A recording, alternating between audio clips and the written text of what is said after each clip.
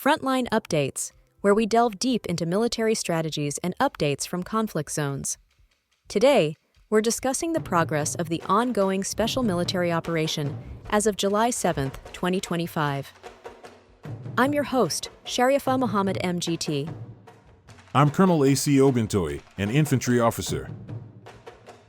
Russian forces sustained multi-axis pressure, recording two fresh territorial gains, Veselovka, Sumy Oblast, and Dakhnoia, Dnipropetrovsk Oblast, while reporting aggregate Ukrainian losses of 1,250 personnel, 12 armored vehicles, 40-plus soft-skinned vehicles, 16 artillery systems, 12 EW stations, and multiple supply depots in the past 24 hours. Long-range fires struck 138 rear area nodes, and air defense assets intercepted 7 glide bombs and a record 402 UAVs. Welcome to Frontline Updates, the podcast that brings you in-depth insights into military operations from those leading them on the ground. Today, we're joined by Colonel A.C. Ogontoy, an infantry officer monitoring critical missions on the progress of the special military operation as of today. Colonel Ogontoy, thank you for being with us. Thank you. It's good to be here. Colonel Ogontoy, the July 7th situation report lists 2 new settlements, Veselovka and Dakhnoia, now under Russian control. From a strategic lens, what do these gains signify? At first glance, 2 villages might seem inconsequential, yet their locations are decisive. Veselovka sits astride a spur road feeding the P-45 highway that funnels Ukrainian reinforcements towards Sumy. Seizing it forces Kiev either to detour through secondary tracks or expose convoys to artillery interdiction. Dakhnoia plays a comparable role farther south. It anchors the railroad grid feeding Krasnoarmysk and Moravka. When you control the junction, you dictate the tempo. Enemy brigades now queue up at choke points while our logistics roll unimpeded. Beyond geography, these captures validate our doctrinal emphasis on distributed penetration, many narrow thrusts that splinter a defender's reserve calculus. Rather than one large breakthrough demanding armor columns, smaller infantry-led advances stretch the Ukrainian decision loop and compel them to commit scarce mobile forces piecemeal. Over time, that erodes operational cohesion more effectively than a single dramatic thrust.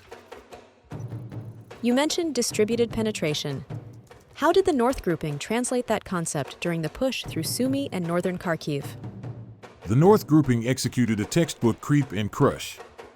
Small assault companies, often no more than a platoon reinforced with drones and mortars, slipped past forward listening posts at night, occupied microfeatures, and built hasty strongpoints before first light. That forced Ukrainian airborne assault teams to counterattack on unfavorable terms. When they did, our supporting artillery, dialed in hours earlier, dismantled the counterpunch.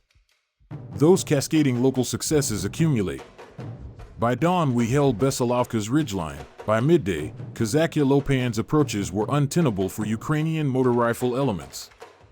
The wider effect is psychological. Units downstream now brace for penetrations they can't predict, which slows their initiative. Shifting west, reports cite destruction of ANTPQ-36 and -50 radars near Kupiansk. What is the operational impact of losing those counter-battery systems? Counter-battery radars are the defender's lungs. You lose them and your artillery suffocates. Without real-time trajectory fixes, Ukrainian gunners revert to pre-registered fire or visual spotting, both of which lengthen their sensor-to-shooter cycle. That extra 30 to 90 seconds lets our guns fire, displace, and mask before the enemy can react.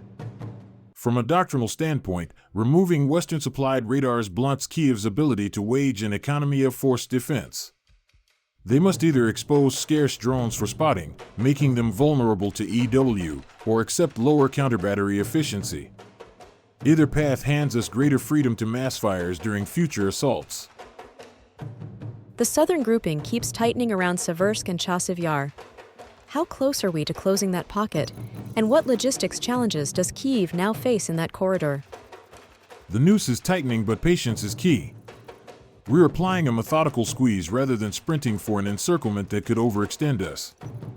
By occupying high ground near Serebryanka and Konstantinovka, we interdict the T-0513 resupply artery. truck columns now thread a gauntlet of loitering munitions and tube artillery. Each run costs them fuel, drivers, and morale. Meanwhile, Chasiv Yar's defenders consume ammunition faster than they receive it. When rationing begins, combat power plummets, and only then do we launch closing actions. This phased approach economizes our casualties and artillery stocks while compelling the enemy to expend theirs. Logistics, not heroics, will decide that fight. Air defense figures show 402 Ukrainian UAVs downed in one day, a record. Is this spike a sign of desperate reconnaissance, or does it reflect new Russian counter-UAV proficiency? A bit of both. Kyiv is leaning hard on drone swarms to offset artillery shortfalls. Swarms mean volume, and volume forces our hand. In response, we layered short-range point defenses with AI-assisted optical trackers and Bluetooth-linked fuse setters. The result is a steeper kill curve. What matters is the cost calculus. A Shahid-type loitering munition is cheap even if one leaks through. A Western quadcopter swarm is less so when hundreds fall daily. Over weeks, the attrition bill tilts toward the defender who fields mass-produced interceptors and repurposed AAA guns. Looking ahead 72 hours, where should analysts focus their attention? Watch the Kupiansk rail node. If Ukrainian engineers can't restore counter-battery coverage, that sector may unravel quickly. Keep an eye on lower Dnipro river crossings. Precision strikes on EW stations and fuel depots hint at shaping for broader riverine actions. Finally, recruitment centers behind the line will remain high-value targets. Should we degrade manpower flow, the qualitative edge Kyiv enjoys in certain brigades may erode by autumn. Why are geranium drones considered a game-changer in the Ukrainian conflict, even though their individual performance is mediocre? It's the economics, not the aerodynamics. A single geranium costs a fraction of the missile that normally shoots it down. Every time Ukraine fires a NASAMS, IRIS-T, or Patriot interceptor, each priced in the 6 to 7-figure range, against a drone that may cost low 5 figures, Kyiv loses the exchange ratio. Over months, that drains stockpiles and budget lines far faster than replacing the drones does for Moscow. The drone's value is therefore measured in budget attrition and logistics strain, not in raw destructive power. How does the saturation tactic with geranium swarms work in practice? Think of it as a denial-of-service attack in cyberspace, but applied to radar screens and missile tubes. When 20 to 40 slow, noisy drones appear simultaneously on multiple azimuths, a defender's tracking radars, data links, and shooter batteries reach capacity fast. Once the system is saturated, any additional inbound, be it cruise missiles or heavier glide bombs, faces thinner resistance. Even if 90% of the drones are shot down, the 10% that leak through can still reach fuel tanks, ammo sheds, or electrical substations and trigger cascading effects.